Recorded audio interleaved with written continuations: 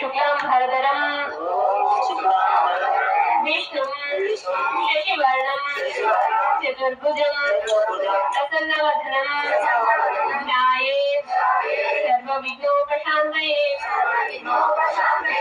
గురుబ్రహ్మా విష్ణుః గురుర్దేవో మహేశ్వరః సాక్షాత్ పరబ్రహ్మ తస్మై శ్రీ సాయియే నమః.